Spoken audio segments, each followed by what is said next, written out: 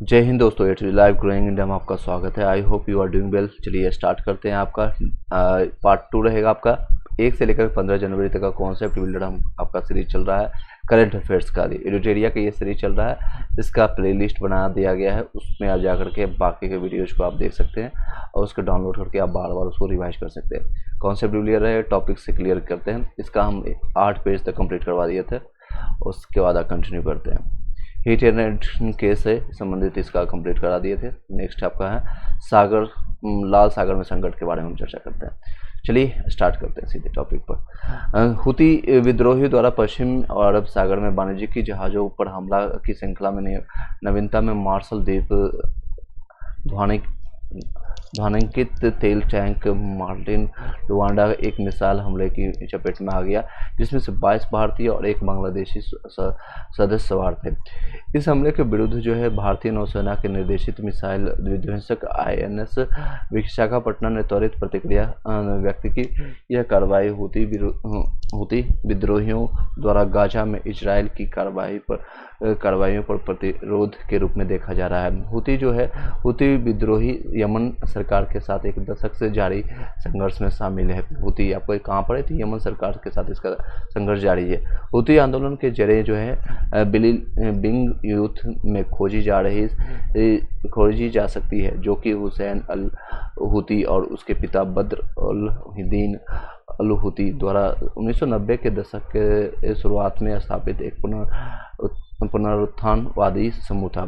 जायदी सियासतों की सबसे पुराना शाखा है। वर्ष 2004 में सरकारी सैनिकों ने विरोधियों पर हमला कर हुसैन को मार डाला। तब से सरकार ने प्रतिरोध को समाप्त करने के लिए जायदी के गढ़ सादा में कई सैन्य अभियान शुरू किए, जिसे स्थानीय रूप में हुती आंदोलन कहा गया। अब हुती आंदोलन किससे संबंधित है, तो यमन के सरकार से 1990 के दशक में शुरुआत हुआ था ये। और वर्ष 2004 में सरकारी सैनिकों ने विद्रोही पर हमला कर हुसैन को मारा था, और तब से सरकार ने प्रतिरोध को समाप्त करने के लिए जायदी के गढ़ सादा में कई सैन्य अभियान शुरू किया था, जिसे स्थानीय रूप में हुती आंदोलन कहा गया है। आगे देखते हैं इसकी व्याख्या। लाल सागर में संकट और भारत पर प्रभाव। आप देख सकते हैं, पहला पॉइंट है नवंबर 2023 से यमन के हुती विद्रोह द्वारा लाल सागर में मालवाहक जहाज़ों पर हमले बढ़ गए हैं। इसने मालवाहकों को अफ्रीका के दक्षिण छोर पर कैप ऑफ गुड होप वही है 1898 से जो आपका वास्को डी गामा आया था 1498 में जो आया था। उससे पहले कैप ऑफ गुड होप के पास आने वाला एक और था बाहर के, यानी कि विदेशी, जो कि पूरा उसकी सफलता नहीं प्राप्त हुई थी 1498। ठीक है, 1498 कैप ऑफ गुड होप, ये दक्षिण अफ्रीका में पड़ता है, दक्षिण अफ्रीका में। ठीक है, 1498 ये इसमें मालवाहकों के और दक्षिण अफ्रीका के दक्षिणी छोर पर कैप ऑफ गुड होप के आसपास लंबे समय तक पारगमन करने के लिए मजबूर किया, जिससे शिपमेंट महंगा हो गया। पश्चिमी गोलार्ध का लगभग 90% माल, चाहे वो भारत से आने वाला हो या जहाज से भेजा गया हो, जो लाल सागर के माध्यम से जाता था, अब कैप ऑफ गुड के माध्यम से भेजा जा रहा है। नेक्स्ट पॉइंट पर हम चर्चा करते हैं। ये इंटरनेशनल फैक्ट है सारा, द हिंदू से लिया गया है। भारत और मालदीव विवाद में जानते हैं। भारतीय प्रधानमंत्री लक्षद्वीप के दौरे पर मालदीव के मंत्री के ट्वीट से भारत मालदीव के मध्य विवाद उत्पन्न हो गया था। किससे ये विवाद उत्पन्न हुआ है? तो भारत के प्रधानमंत्री लक्षद्वीप दौरे पर गए थे, तो मालदीव के मंत्री के ट्वीट से भारत मालदीव के विवाद उत्पन्न हो गया, जिससे भारत और मालदीव के बीच पहले से ही तनावपूर्ण संबंधों में और गतिरोध आ गया है। इस विवाद की शुरुआत तब हुआ जब मालदीव के 3 उपमंत्रियों ने भारतीय प्रधानमंत्री की लक्षद्वीप यात्रा के संबंध में नकारात्मक टिप्पणी की थी। पृष्ठभूमि क्या रहा है, इसको देखते हैं। इस हाल ही में मालदीव में हुए राष्ट्रपति चुनाव के पश्चात डॉक्टर मोहम्मद मुइज़ू मालदीव के नए राष्ट्रपति चुने गए हैं। मालदीव के राष्ट्रपति चुनाव को इंडिया फर्स्ट बनाम इंडिया आउट अभियान के बीच टकराव के रूप में देखा गया है। इनका जो है एक मंत्री कह दिया था विपक्षी कि हम इंडिया को अब फर्स्ट हम नहीं देंगे, मतलब लास्ट में हम देंगे। इंडिया फर्स्ट के बनाम अब इंडिया लास्ट करेंगे, आउट कर देंगे, बाहर कर देंगे इंडिया का जो भी चीज़ है। तो मोहम्मद जो है मुजुकी की जीत को इंडिया आउट कैंपेन की जीत के तौर पर देखा जा रहा है, यानी इंडिया को बाहर कर दिया गया। जो भी है इंडिया में जितने भी लोग जाते हैं, खासकर ये मालदीव में है क्या, तो वहाँ पर टूरिस्ट ज़्यादातर जाते हैं, वही जिससे उनकी आर्थिक स्थिति ज़्यादा मजबूत रहती है। तो इंडिया आउट अभियान मालदीव की धरती पर भारतीय सेनाओं की मौजूदगी के खिलाफ है। मालदीव बनाम लक्षद्वीप अवलोकन किया गया था। अब भौगोलिक जो है मालदीव 1190 प्रवाल द्वीपों और 20 से अधिक एटोल में समूहित रेत के तटों पर एक समूह है, जबकि लक्षद्वीप 32 वर्ग किलोमीटर में फैले 36 द्वीपों का समूह है। ये आपका इससे संबंधित है, तो इसकी व्याख्या देखते हैं। पर्यटन के लिए देखेंगे तो वर्ष 2023 में मालदीव में लगभग 1.87 मिलियन से अधिक पर्यटकों ने दौरा किया, जबकि लक्षद्वीप में लगभग 15,000 पर्यटन आए। देख सकते हैं संख्या कितनी कम है। लक्षद्वीप के पर्यटन की संभावना है। सकारात्मक दृष्टिकोण देखें तो भारतीय प्रधानमंत्री की हालिया लक्षद्वीप की यात्रा में लक्षद्वीप के पर्यटन क्षमता के प्रति आशावाद जगाया है। नियोजित विकास है। बंगाराम्स, भिरुना काड़ा, चेरी ग्राम्स और सुहेली चिड़ियाखाड़ा जैसे द्वीपों पर पर्यटन के विकास के लिए आवेदन अपेक्षित है। चुनौतियां क्या है? छोटा क्षेत्र है, केवल 10 बसे हुए द्वीपों वाले लक्षद्वीप में अपने छोटे आकार के कारण सीमित संभावनाएं है। पर्यावरणीय चिंताएं हैं। लक्षद्वीप प्रशासन द्वारा जारी परमिट के पश्चात ही लक्षद्वीप में प्रवेश संभव है। ये सारी चीज़ें चुनौतियां हैं। बुनियादी ढांचे की चुनौतियां अगर देखें तो सीमित हवाई और नौका कनेक्टिविटी है, साथ ही अपर्याप्त आवास आदि आधारित संरचनाओं का अभाव है। भारत के लिए मालदीव का महत्व जो है, अब भू आर्थिक महत्व है। भारत का 50% विदेशी व्यापार और 80% ऊर्जा आयात मालदीव के आसपास संचार के समुद्री मार्गों के माध्यम से होता है। ये इसका मेन है भू आर्थिक महत्व। भू रणनीतिक महत्व अगर देखें तो मालदीव की भौगोलिक अवस्थिति भारत के सामरिक और सुरक्षा दृष्टिकोण से महत्वपूर्ण है। सुरक्षा दृष्टिकोण अगर देखें तो मालदीव की भौगोलिक अवस्थिति इसे पश्चिमी हिंद महासागर, अदन की खाड़ी और मोहरुज जलजमुमुल अर्थात तथा पूर्वी हिंद महासागर मलक्का जलजमुमुल के प्रवेश और निकास बिंदुओं के बीच एक टोल गेट के रूप में निर्मित है। अर्जेंटीना का ब्रिक्स से अलग होने का निर्णय। अब ये नेक्स्ट टॉपिक है। नेक्स्ट टॉपिक का हम चर्चा करते हैं। अर्जेंटीना जो है ब्रिक्स से बाहर होना चाहता है, अलग होने का निर्णय द हिंदू से लिया गया है। अर्जेंटीना के नए राष्ट्रपति जो है, अब नए राष्ट्रपति जो बने हैं जेवियर माइली ने ब्रिक्स में शामिल होने के लिए अपने देश की योजना वापस लेने का निर्णय लिया है। देख सकते हैं अगस्त 2023 के दक्षिण अफ्रीका के जोहानिसबर्ग में 15वें ब्रिक्स सम्मेलन में 6 देशों अर्थात जो है मिस्र, इथियोपिया, ईरान, संयुक्त अरब अमीरात, सऊदी अरब और अर्जेंटीना 1 जनवरी 2024 तक में शामिल होने के लिए आमंत्रित किया गया था। ब्रिक्स के बारे में अगर चर्चा करें, ब्रिक्स दुनिया की अग्रणी उभरती अर्थव्यवस्था ब्राज़ील, रूस, भारत, चीन, दक्षिण अफ्रीका के नाम के इस समूह का रूप है। ब्रिक्स जिसमें BRICS यानी B for Brazil, R for Russia यानी कि रूस, I for India, C for China and आपका S फॉर साउथ अफ्रीका। ये ब्रिक्स का फुल फॉर्म है, दक्षिण अफ्रीका, साउथ अफ्रीका। वर्ष 2001 में ब्रिटिश अर्थशास्त्री जिम ओ'नील ने 4 उभरती अर्थव्यवस्था जैसे कि ब्राज़ील, रूस, भारत और चीन का वर्णन करने के लिए ब्रिक शब्द गढ़ा था। सिर्फ ब्रिक का शब्द गढ़ा था। बाद में इसमें साउथ अफ्रीका को ऐड किया गया, इससे ब्रिक्स बना। वर्ष 2006 में ब्रिक्स को औपचारिक रूप का प्रदान किया गया और दिसंबर 2010 में ये ब्रिक में दक्षिण अफ्रीका को शामिल होने के साथ समूह का नाम जो है ब्रिक्स संक्षिप्त चयन किया गया है। ब्रिक्स जो है वैश्विक आबादी में 41%, वैश्विक सकल घरेलू उत्पाद में आपका 24% और वैश्विक व्यापार में 16% की हिस्सेदारी रखता है। ब्रिक्स की प्रमुख शुरुआत जो है न्यू डेवलपमेंट बैंक यानी NDB वर्ष 2014 में NDB की स्थापना, जिसका मुख्यालय संघाई में जो कि चीन में पड़ता है, संघाई में स्थापित किया गया। ब्रिक्स आपका जो है भुगतान प्रणाली, ब्रिक्स देश स्विफ्ट भुगतान प्रणाली के विकल्पों के रूप में एक भुगतान प्रणाली सृजन का प्रयास कर रहे हैं। आकस्मिक आरक्षित व्यवस्था, कंटिजेंट रिजर्व अरेंजमेंट की स्थापना के लिए संधि पर ब्रिक्स सदस्यों का हस्ताक्षर किया जाना। अर्जेंटीना के ब्रिक्स समूह से बाहर होने का प्रभाव, ब्रिक्स समूह के विस्तार का नियंत्रण है। अर्जेंटीना के हालिया कदम ने ब्रिक्स समूह के विस्तार पर प्रश्न चिन्ह उठाया। अभी अर्जेंटीना का यही है क्वेश्चन।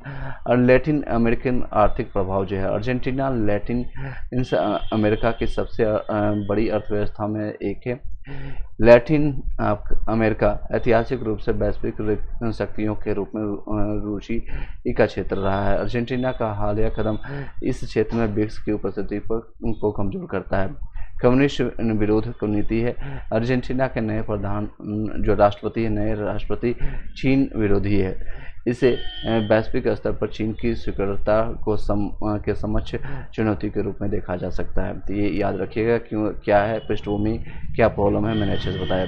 नेक्स्ट 19वां गुटनिरपेक्ष आंदोलन एवं वर्तमान समय में NAM की प्रासंगिकता, द इंडियन एक्सप्रेस से लिया गया है। हाल ही में 19वां गुटनिरपेक्ष जो है NAM शिखर सम्मेलन 19-20 जनवरी को युगांडा की राजधानी कंपाला में आयोजित किया गया था। थीम जो रहा था इस नाम का, NAM का, साझा वैश्विक समृद्धि के लिए सहयोग को गहरा करना, साझा वैश्विक समृद्धि के लिए सहयोग को गहरा करना। अजरबैजान के बाद युगांडा ने वर्ष 2027 तक के लिए इसकी अध्यक्षता ग्रहण की है। अजरबैजान के बाद किसने किया है? तो युगांडा ने किया। युगांडा ने 2027 तक इसका अध्यक्षता ग्रहण की है। 19वें शिखर सम्मेलन की प्रमुख बिंदु है NAM। शिखर सम्मेलन के दौरान नेताओं ने गाजा में इजरायल की कार्रवाई की आलोचना की और संघर्ष को तत्काल समाप्त करने का आह्वान किया। शिखर सम्मेलन ने कंपाल घोषणा को अपनाया, जिसमें गाजा पट्टी में मानवीय सहायता की अनुमति देने के लिए संयुक्त राष्ट्र सुरक्षा परिषद के प्रस्ताव को लागू करने का आह्वान किया है। इस भारत के विदेश मंत्री ने 19वें शिखर सम्मेलन में भारतीय प्रतिनिधिमंडल का नेतृत्व किया, जिसमें गाजा संकट के अस्थायी समाधान का मार्ग प्रशस्त किया। उन्होंने मानवीय संकट में तत्काल राहत की आवश्यकता पर बल दिया और पश्चिमी एशियाई क्षेत्र में संघर्ष के प्रसार को रोकने का आग्रह किया। भारत ने अपनी विश्व मित्र पहल के माध्यम से वैश्विक एकजुटता और सहयोग के प्रति प्रतिबद्धता पर जोर दिया। आगे बातें करते हैं। गुटनिरपेक्ष आंदोलन NAM, जिसको कहते हैं शॉर्ट फॉर्म में गुटनिरपेक्ष आंदोलन NAM, विकासशील देशों का एक गठबंधन है जो किसी प्रमुख महाशक्ति के साथ गुट में शामिल होने से इनकार करता है। इसकी स्थापना 1961 में 1961 में शीत युद्ध के दौरान हुई थी, जबकि इसकी शुरुआत 1955 में इंडोनेशिया में आयोजित बांडुग सम्मेलन में हुई थी। तो कब से इसकी शुरुआत हुई? 1955 में इंडोनेशिया में आयोजित बांडुग सम्मेलन से हुई थी। इसकी स्थापना में भारतीय प्रधानमंत्री जवाहरलाल नेहरू, युगोस्लाविया के जोसेफ ब्रोज टिटो, मिस्र के गमान अब्देल नासिर, इंडोनेशिया के सुकर्नो और घाना के क्वामे नुक्रुमाह ने प्रमुख भूमिका निभाया था। ये इसकी स्थापना की जो कह सकते हैं हिस्ट्री का सवाल ही बन सकता है आपका JK का। इसकी स्थापना में भारत के प्रधानमंत्री जो तत्कालिक उस समय प्रधानमंत्री थे, 55 की घटना है, तो जवाहरलाल नेहरू थे, युगोस्लाविया के जोसेफ ब्रोज टिटो थे, मिस्र के गमा। तो ज़्यादा आप इन सभी को नहीं याद रखिए, लेकिन इंडिया के कौन प्रधानमंत्री थे वो जरूर याद रखिएगा, ठीक है। बाकी आप देख लीजिए। वर्तमान में आंदोलन में 120 सदस्य देश हैं। भारत संस्थापक सदस्यों में से एक है। संयुक्त राष्ट्र के बाद NAM राष्ट्रकूटों का दूसरा सबसे बड़ा समूह है। संयुक्त राष्ट्र के बाद क्वेश्चन आ सकता है दूसरा कौन है, तो वह आपका गुटनिरपेक्ष है NAM। NAM के पास कोई अस्थायी सचिवालय या औपचारिक संस्थापक चार्टर, अधिनियम या संधि नहीं है। शिखर सम्मेलन आमतौर पर हर 3 साल में होता है। गुटनिरपेक्ष आंदोलन और भारत। गुटनिरपेक्ष आंदोलन भारत की राजनीतिक उपस्थिति को बढ़ावा देने और अंतर्राष्ट्रीय स्तर पर आर्थिक सहायता हासिल करने का एक प्रभावी साधन बन गया था, किंतु USSR के विघटन से विश्व स्तर पर अमेरिका का प्रभुत्व स्थापित हो गया है। भारत की नई आर्थिक नीति और अमेरिका के प्रति झुकाव ने गुटनिरपेक्षता पर भारत की गंभीरता को पर सवाल खड़े कर दिए हैं। 1965 और 1971 के युद्धों के दौरान इंडोनेशिया और मिस्र ने भारत विरोधी रुख अपनाया और पाकिस्तान का समर्थन किया था। सोच सकते हैं भारत के लिए नेम जो है का महत्व। यूएनएससी में भारत की उम्मीदवारी का समर्थन है। एनएम्स में 120 विकासशील देश शामिल है, जिनमें अधिकांश संयुक्त राष्ट्र महासभा के सदस्य हैं। वैश्विक दक्षिण सहयोग है। एनएम के साथ भारत के जुड़ाव से विकासशील दुनिया वैश्विक दक्षिण की आवाज़ के रूप में भारत के कद को बढ़ाने में मदद मिलेगी। चलिए नेक्स्ट पॉइंट पर डिस्कस करते हैं। बहु ध्रुवीय विश्व व्यवस्था को सुदृढ़ करना। एनएम यानी गुटनिरपेक्ष का जो है एक विरोधी जो है एक बहु ध्रुवीय विश्व के निर्माण में मदद कर सकता है, जिसमें भारत एक प्रमुख ध्रुव बन सकता है। आगे की राह है भारत को गुटनिरपेक्ष आंदोलन के साथ रचनात्मक रूप से जुड़ाव करने की आवश्यकता है। वैश्विक मुद्दों पर आपसी सहमति बनाने पर बल देना ये मुद्दा हो सकता है। नेक्स्ट टॉपिक हम अब चर्चा करेंगे भारत और म्यांमार के बीच में मुक्त संचरण जो व्यवस्था है, उसमें एफएमआर पर पुनर्विचार। द इंडियन एक्सप्रेस से ये उठाया गया है कंटेंट। ये जनवरी का हम करंट अफेयर सभी कर रहे हैं। हाल ही में केंद्रीय गृह मंत्री ने भारत म्यांमार सीमा की पूरी लंबाई में बाड़ लगाने की घोषणा की है, जिससे भारत म्यांमार के बीच में मुक्त संरक्षण व्यवस्था प्रतिबंधित हो सकती है। उद्देश्य क्या है, तो इसमें उद्देश्य आप लोग का क्या है ये देखते हैं। मणिपुर, मिजोरम, असम, नागालैंड और अरुणाचल प्रदेश जैसे राज्यों से गुजरने वाली 1643 किलोमीटर की सीमा पर लोगों की निर्बाध आवाजाही को कम करना है, ये इसका उद्देश्य है। मुक्त संचरण व्यवस्था एफएमआर जिसको कहते हैं फ्री मूवमेंट जो है यानी मुक्त संचरण व्यवस्था जो है आपका दोनों देशों के बीच एक पारस्परिक रूप से सहमत व्यवस्था है, जो सीमा के दोनों ओर रहने वाली जनजातियों को बिना वीजा के दूसरे देश के अंदर 16 किलोमीटर तक यात्रा करने की अनुमति देता है। कितना, 16 किलोमीटर याद रखिएगा, बिना वीजा का। सीमा पर रहने वाले व्यक्तियों की पड़ोसी देश में 2 सप्ताह तक रहने के लिए 1 साल के सीमा पास की आवश्यकता होती है। इसे सरकार की एक्ट ईस्ट नीति के हिस्से के रूप में 2018 में लागू किया गया था।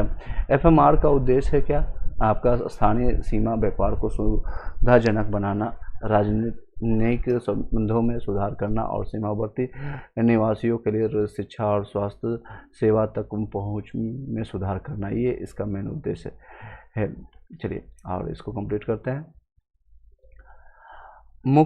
मुक्त संचरण व्यवस्था का औचित्य है। ऐतिहासिक पृष्ठभूमि वर्ष 1826 में यांडाबू की संधि द्वारा भारत व म्यांमार सीमा स्थापित किया गया, किंतु इस विभाजन ने साझा जातीय और संस्कृति वाले समुदायों को अलग कर दिया, जिसमें यह नागालैंड और मणिपुर में नागा और मणिपुर और मिजोरम में कुकी, चीन, मिजो समुदाय शामिल थे। सांस्कृतिक और आर्थिक संबंधों को सुविधाजनक बनाना एफएमआर सीमावर्ती समुदायों को रिश्तों बनाए रखने और सीमा पर व्यापार में संलग्न होने की अनुमति देता है। क्षेत्रीय संबंधों को बढ़ावा देना एफएमआर म्यांमार के साथ संबंधों को मजबूत करने के लिए भारत एक्ट ईस्ट नीति का हिस्सा था।